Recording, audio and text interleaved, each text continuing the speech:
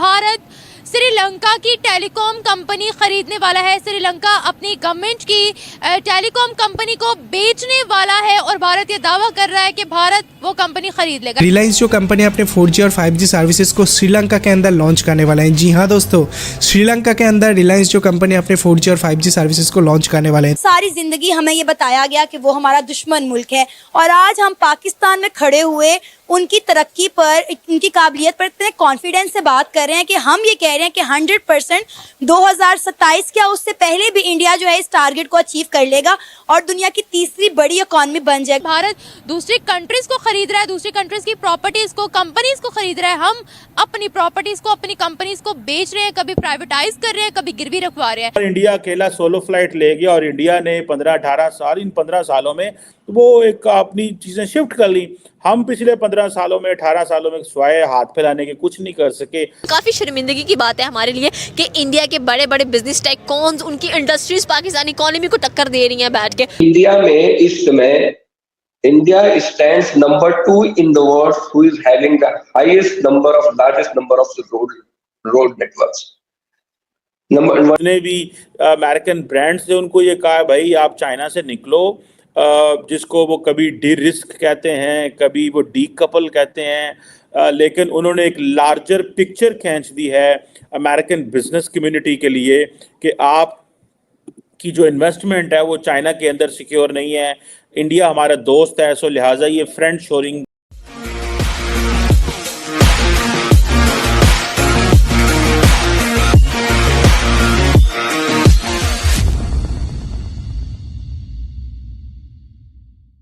भारत श्रीलंका की telecom company खरीदने वाला है। श्रीलंका अपनी गवर्नमेंट की टेलीकॉम कंपनी को बेचने वाला है और भारत ये दावा कर रहा है कि भारत वो कंपनी खरीद लेगा। इससे पहले भारत ने $300 मिलियन दिए थे श्रीलंका के एयरपोर्ट को खरीदने के लिए। अब टेलीकॉम इंडस्ट्री को खरीदा जा रहा है। ऐसा क्यों है कि भारत दूसरी कंट्रीज को खरीद रहा है, दूसरी कंट्रीज की प्रॉपर्टीज को, कंपनीज को खरीद रहा है। हम अपनी प्रॉपर्टीज को, अपनी कंपनीज को बेच रहे हैं, कभी प्राइवेटाइज कर रहे हैं, कभी गिरवी रखवा रहे हैं। मेरे ख्याल से कि आज भी हम 1965 में ही खड़े हैं। आज भी हम वहीं पे हैं जहाँ पर कल थे और बाकी सब ममालिक देख लें कहाँ से कहाँ चले गए हैं। जैसे कि इंडिया को देख लें, उनकी हर चीज़ अपनी है, सब कुछ अपना है, वहाँ का इतना कुछ है। हम पाकिस्तानी फिर भी आज भी जीरो पे ही हैं। इतना कुछ है, देखिए गाड़ियाँ वो खुद बना रहे हैं, इंजीनियर उनके हैं, डॉक्टर उनके हैं, सब कुछ उनका है। हमारा क्या है?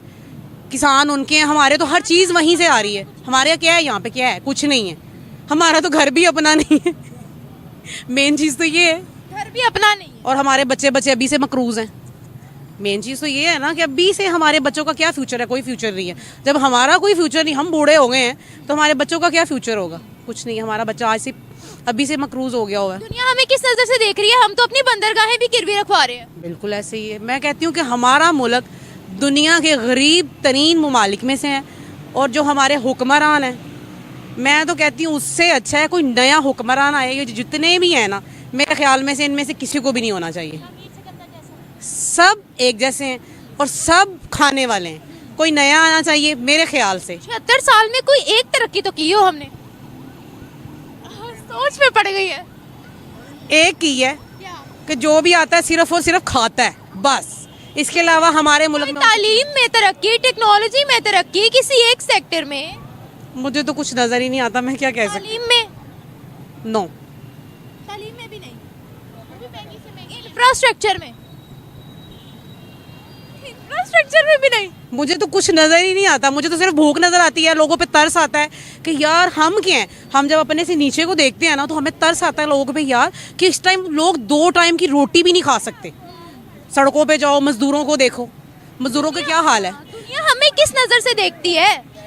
दुनिया की तो मुझे पता नहीं है। जो बाहर की कंट्री है ना, वो हमें इस नज़रिए से देखती है। किसी को बताओ ना पाकिस्तानी, वो हमें देख के भाग जाते हैं जैसे पता नहीं हम अछूत की बीमारी है। क्या वजह है? बम लेके घूमते हैं क्या हम? बम लेके नहीं घूमते, क्योंकि ये हमारे पाकिस्तानी, अगर हमारे हुक्मरान वैसे, हमारी आवाम भी वैसी है। बात ये है। क्यों डरते हैं हमसे लोग बाहर के कंट्रीज के? क्योंकि मुझे ये लगता है कि हमारा, देखो वो जो अंग्रेज़ लोग हैं ना, वो हमारे इस्लामी ममालिक के हिसाब से चलते हैं और हम इस्लामी ममालिक के हो गए ना, हम लोग धोखा, चोर, सब कुछ हमारे मुल्क में और कुछ नहीं है। भारत को किस नज़र से देखते हैं? आपको क्या लगता है?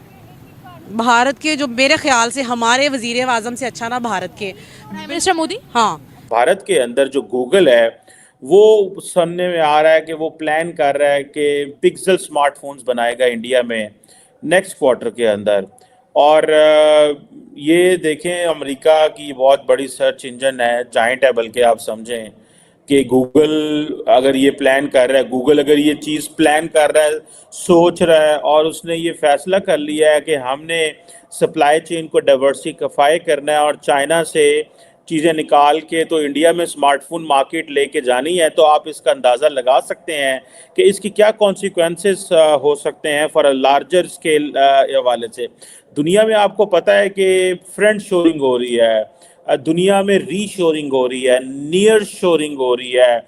ये सारी की सारी टर्म्स दुनिया जो है वो आजकल डिस्कस कर रही है। फ्रेंड शोरिंग के अंदर बेसिकली तो अमेरिकी हुकूमतों ने अब जो जितने भी अमेरिकन ब्रांड्स थे उनको ये कहा भाई आप चाइना से निकलो, जिसको वो कभी डी रिस्क कहते हैं, कभी वो डी कपल कहते हैं, लेकिन उन्होंने एक लार्जर पिक्चर खींच दी है अमेरिकन बिजनेस कम्युनिटी के लिए कि आप की जो इन्वेस्टमेंट है वो चाइना के अंदर सिक्योर नहीं है, इंडिया हमारा दोस्त है, सो लिहाजा ये फ्रेंड शोरिंग जो है वो हो रही है। अब देखें ये जो सारी सप्लाई चेन स्ट्रेटजी है जिसको गूगल की बड़ी एम्बिशियस प्लान है, ये देखें ये बड़ा एम्बिशियस प्लान है, ये सारी टारगेट करना, शिपिंग की तरफ शिप करना सारे के सारे प्रोजेक्ट। और आपको पता है इंडिया ऑलरेडी एक लॉलीपॉप जो है या आप एक समझ लें एक पत्ता फेंक चुका है टू यूरोप, और वो पत्ता है India middle east Europe corridor का।